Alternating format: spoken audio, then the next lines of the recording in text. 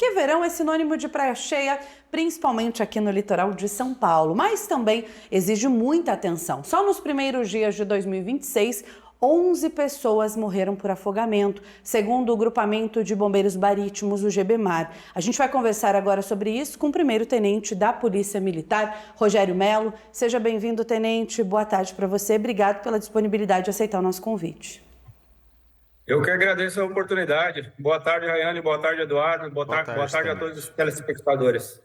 Tenente, já aproveito para perguntar, para a gente começar a falar desse assunto. Quais são hoje as ocorrências mais comuns que o Corpo de Bombeiros atende nas praias do nosso litoral? Bom, o afogamento em si, além do afogamento, a gente atende várias ocorrências, como ocorrências envolvendo embarcações, ocorrências de queda de costeira, ocorrências de crianças perdidas, que tem um número expressivo também para a gente, crianças e pessoas, idosos perdidos também. Então, tem um leque de ocorrências que a gente atua ali na orla da praia. Tenente, boa tarde para o senhor. A maioria dos casos de afogamento acontece por imprudência ou por falta de informação? Onde as pessoas mais erram na hora de entrar no mar? Eu acho que nos dois casos, a falta de informação, às vezes, de ter a preocupação em procurar um guarda-vidas para receber uma orientação correta sobre o local mais seguro para se banhar com segurança, E também a imprudência, porque uma vez recebendo essa orientação e não a seguindo, você acaba se colocando em uma situação de risco, Então, a inobservância dessas orientações passadas pelos guarda-vidas e as advertências que são feitas através de apitos, orientações, também é um fator importante nesses casos. Ainda nessas orientações, tenente, muita gente ignora ou também não entende as bandeiras na praia. O que cada cor indica e como evitar acidentes? Ali o amarelo, o vermelho já é sinal de atenção, Sim, algumas praias elas são sinalizadas por bandeiras, A bandeira verde é quando o mar está propício para o banho, está mais calmo. A amarela ela já emite um sinal de alerta, No caso, a cor dela sinaliza um alerta, já que o mar já está um pouco mais agitado, e a vermelha é sinal de risco. Então, onde tem sinalização bandeira vermelha, é sinalização de risco.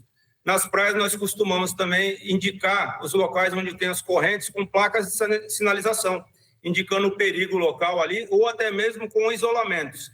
Geralmente, onde tem algum local isolado por placas e fitas, esse local é impróprio para banho. É proibido o acesso ali naquele local, porque a incidência de correntes é grande. Tenente, crianças, idosos e principalmente quem não sabe nadar merece uma atenção redobrada. Quais cuidados básicos essas pessoas precisam ter para aproveitar a praia com segurança? Bom, a orientação, quando acessar a praia, tiver com crianças, procure sempre um guarda-vidas e peça uma pulseira de identificação. Ela facilita muito no caso dessa criança venha se perder. A gente consegue, com os dados do responsável, estar localizando e entrando em contato. E uma vez perdida, essa criança será localizada por algum banhista e irá entregar por guarda-vidas, e ela é posicionada por setores. Então, eles se comunicam e aí, procurando o guarda-vidas, ele vai indicar o setor onde essa criança está. Na água, o cuidado é redobrado. Então, a gente orienta sempre atenção constante nessas crianças. Ao entrar na água, manter a segurança de um braço dessa criança, para que caso essa criança venha afundar, você consiga rapidamente socorrê-la e mantendo todos os cuidados ali com relação à profundidade, respeitando as placas de sinalização, pegando, novamente, eu falo sobre a orientação do guarda-vidas sobre o local próprio para o banho seguro. Então, seguindo todas essas orientações, com certeza terá um lazer agradável. Pois é, Tá saindo de férias para aproveitar com tranquilidade, com paz, não transformar o passeio numa tragédia, Tenente? Muito obrigado pela presença aqui no TJ Aparecida. Um abraço ao senhor, viu? O verão começou mostrando que o clima no Brasil pode mudar e muito de uma região para outra. Enquanto teve a geada em Santa Catarina, o Sudeste enfrenta dias de tempo fechado e no Norte o calor segue forte. Para a gente entender esse cenário e saber o que esperar ao longo da semana, a gente conversa agora com o Murilo Lopes, que é meteorologista da Universidade Federal de Santa Maria, sempre presente aqui conosco no TJ Aparecida, por isso agradeço muito sua participação. Murilo, boa tarde para você, tudo bem? Boa tarde, Eduardo. Boa tarde, Rayane. Boa tarde, telespectadores da TV Aparecida. É um prazer estar falando com vocês novamente, agora sobre essa situação do verão, né, ao longo do Brasil. Alegria toda nossa, né? A gente mostrou aqui, inclusive, viu, Murilo? O verão mal começou e já tivemos 2 geadas no sul. O que explica esse frio fora de época na Serra Catarinense? Bom, nós temos um cenário ainda de atuação do fenômeno Laninha, né, na Oceano Pacífico. Isso significa que as águas da superfície do oceano estão mais frias do que tipicamente a gente tem. Nessas condições, a gente consegue ter uma frequência um pouco maior de ingressos de massas de ar mais frio e seca na região sul do Brasil, especialmente. Nessa condição, tipicamente, nós temos, né, menos chuva no sul do Brasil. Esse ano está um pouco diferente, porque temos alguns outros fatores climáticos contribuindo para essa chuva não ficar tão abaixo da média, mas ainda assim a gente consegue ter esse ingresso desse ar mais seco e frio. E, pontualmente, né, especialmente nos pontos altos, a gente vai ter esse resfriamento mais acentuado. Inclusive, essa condição de geada, que não é tão comum, né, mas acontece um ano ou outro nesses pontos mais altos da Serra Catarinense, especialmente. Murilo, a gente falou do sul, né? Agora a gente fala do sudeste, porque o tempo segue mais fechado. A gente já sentiu, né, cidades como São Paulo, Rio de Janeiro, Minas Gerais também. A gente está tendo esse céu mais nublado, chovendo em alguns momentos do dia em várias áreas. Esse padrão, ele deve continuar ao longo dessa semana, ao longo dos próximos dias? Bom, nos próximos dias, né, a gente deve permanecer ainda com uma condição de tempo instável, especialmente entre Minas Gerais, parte do estado fluminense e também Espírito Santo, né? Mas essa condição de tempo mais fechado não abrange, por exemplo, o estado de São Paulo, né, que deve ter algumas pancadas de chuva um pouco mais isoladas, no entanto, com volumes mais baixos, né? Isso implica bastante nessa condição de falta de água em alguns municípios, né, porque essa chuva não ajuda, por exemplo, no abastecimento. Então, essa condição de tempo mais instável, ela permanece nessas regiões que eu comentei, e especialmente para a próxima semana, a tendência é que o tempo fique mais seco de modo geral em toda a região sudeste. E aí a gente tem um cenário de aquecimento ainda mais acentuado para a região sudeste ao longo, especialmente do próximo final de semana. Esse calor deve ganhar força, especialmente no estado de São Paulo. Bem, já falamos do sul, sudeste, agora vamos para o norte do país, que segue com um calor intenso, né? Daí eu pergunto para você, Murilo, esse contraste entre as regiões é comum nesta época do ano? Sim, nós temos um contraste tipicamente bem definido, né? Especialmente entre a região sul e sudeste, né? Porque nós temos como se fosse uma gangorra, né? Quando esse canal de umidade, tipicamente vindo da Amazônia, permanece sobre o sudeste do Brasil, a região sul geralmente tem menos chuva, temperaturas mais altas. Agora, nesse cenário desse ano, a gente está numa condição um pouco mais confusa, vamos dizer assim, da atmosfera, porque ela tem variado bastante, né? Dessa forma, nós estamos alternando semanas de tempo mais úmido no centro-sudeste do Brasil e, por horas, no sul do Brasil.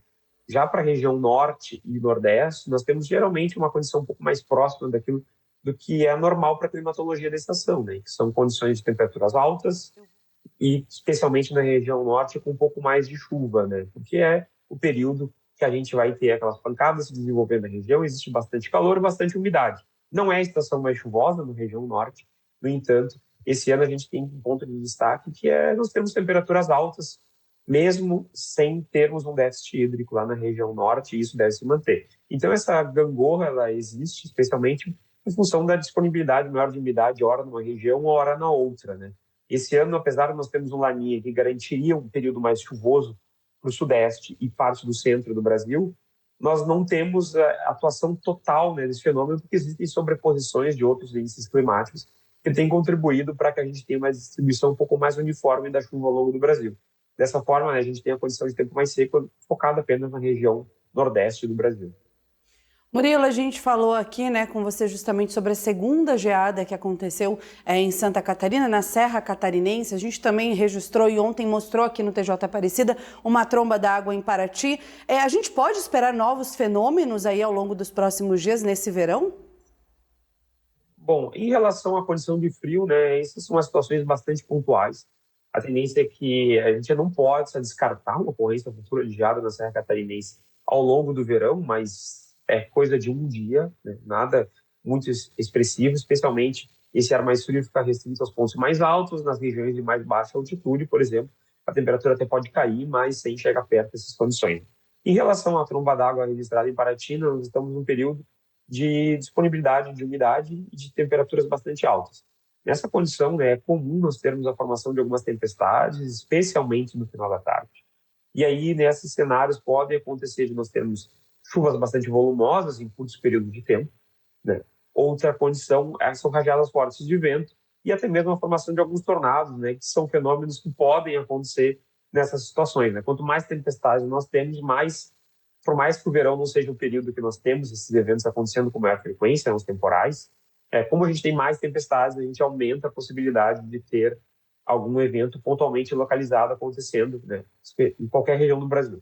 Dessa forma, então, não se pode descartar a ocorrência desses eventos, né? Tipicamente, a estação das tempestades é a primavera, né, que são as tempestades mais severas. Isso quer dizer que grande parte do que acontece nessa estação apresenta um grau de severidade. Mas no verão, por mais que as tempestades severas sejam mais raras, a gente tem um grande número de nuvens de tempestades por causa dessas pancadas típicas da estação e que por alguns momentos podem trazer esses transtornos, né, especialmente associados a vento intenso e essa chuva um pouco mais volumosa, né? A ocorrência de trombas d'água, ela depende de algumas condições mais próximas ao litoral que podem se repetir em qualquer região do litoral brasileiro, então não se pode, né, descartar a ocorrência de novas trombas d'água, especialmente como a que a gente registrou em Paraty, mas são fenômenos que ficam sobre o oceano, né? Tipicamente, eles não avançam para cima do continente, né? E geralmente apresentam baixa intensidade. Isso quer dizer que, caso ainda se aproxime da faixa litorânea, eles não devem provocar grandes estragos, pelo menos não de que possam trazer prejuízos significativos, por exemplo, para as comunidades que habitam essa região.